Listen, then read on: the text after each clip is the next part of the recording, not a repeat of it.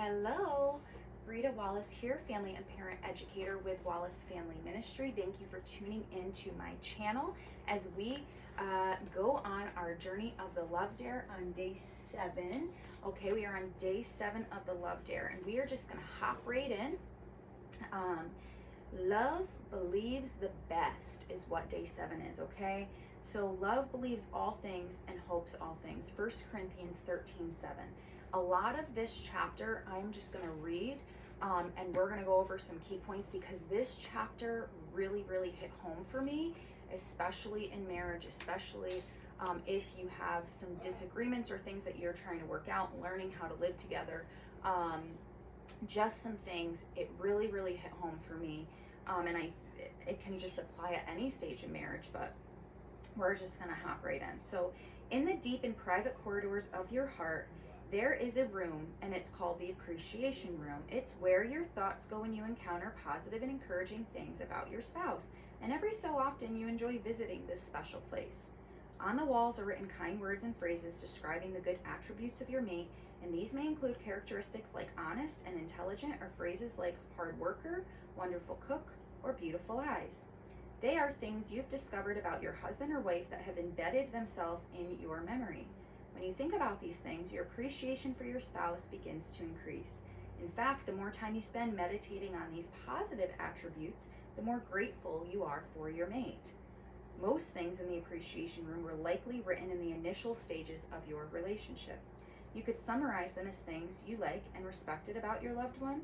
Each inscription was true, honorable, and good, and you spent a great deal of time dwelling on them in this room before you were married. But you found that you don't visit this special room as often as you once did, but that's because there's another competing room nearby. Down another corridor, a darker corridor of our hearts, lies the depreciation room, and sadly, you visit there as well. On its walls are written the things that bother and irritate you most about your spouse.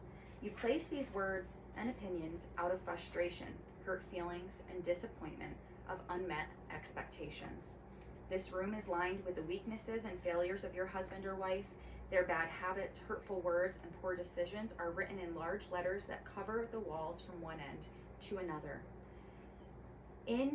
If you stay in this room long enough, you get depressed and you start expressing things like, my wife is so selfish, or my husband can be such a jerk, or maybe I think I married the wrong person.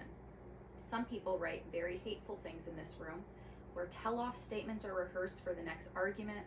Emotional injuries fester here, adding more scathing remarks to the walls. It's where ammunition is kept for the next big fight, and bitterness is allowed to spread like a disease. People fall out of love here. But know this, spending time in the depreciation room kills marriages. Divorces are plotted in this room, and violent plans are schemed. The more time you spend in this place, the more your heart devalues your spouse. It begins the moment you walk in the door, and your care for them lessens with every second that ticks by. You may say, but these things are true. Yes, but so are the things in the appreciation room. Everyone fails, okay?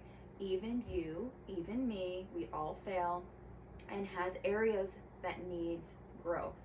Okay, everyone has unresolved issues, unresolved hurts, and personal baggage.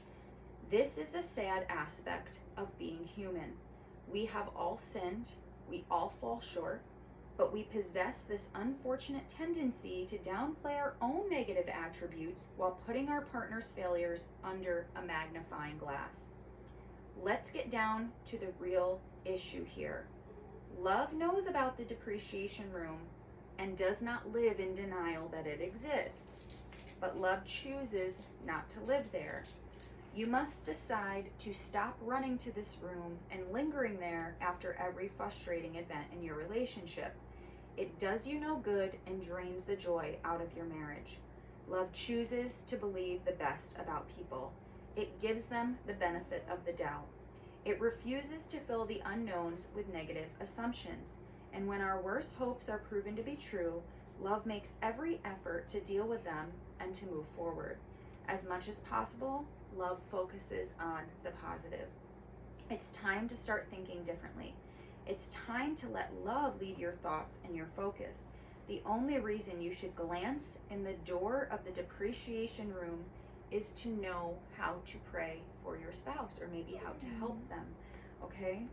And the only reason you should ever go into this room is to write "covered in love" in huge letters across the walls. It's time to move into the appreciation room, to settle down and to make your home there. As you choose to meditate on the positive things about our spouses, you will learn that many more wonderful character qualities could be written across these walls.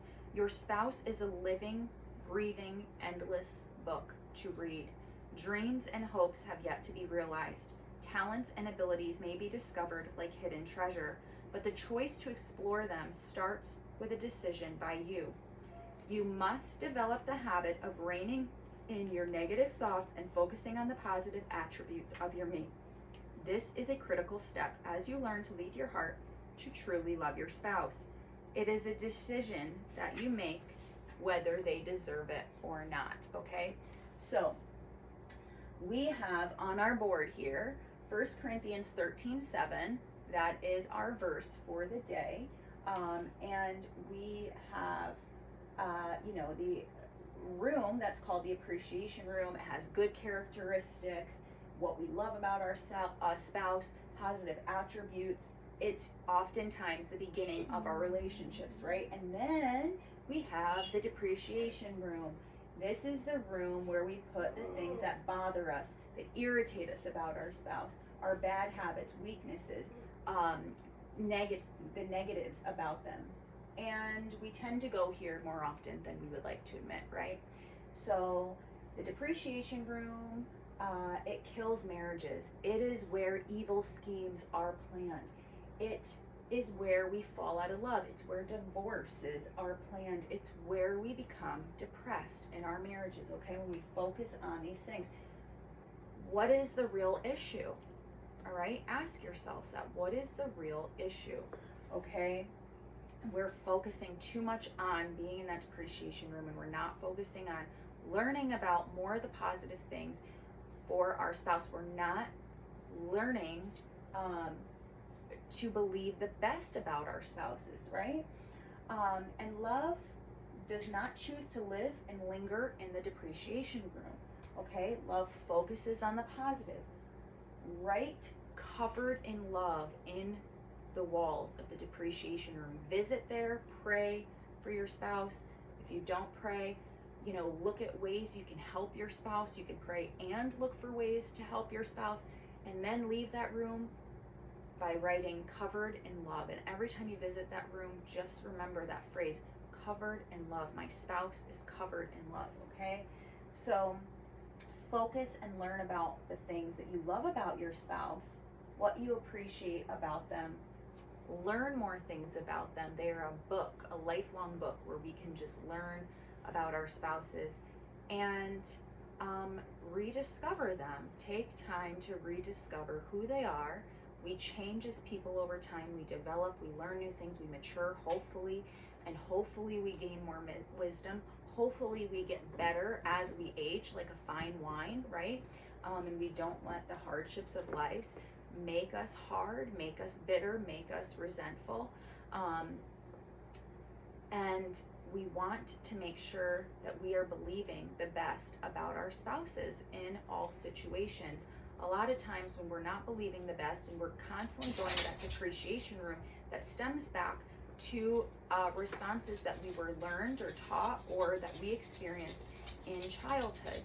So we tend to, go back to those places. This is Reese, the dog. We tend to go back to those places, and if we're not careful, we're just going to keep going back there and back there and back there. But we have to be intentional. Love is an action.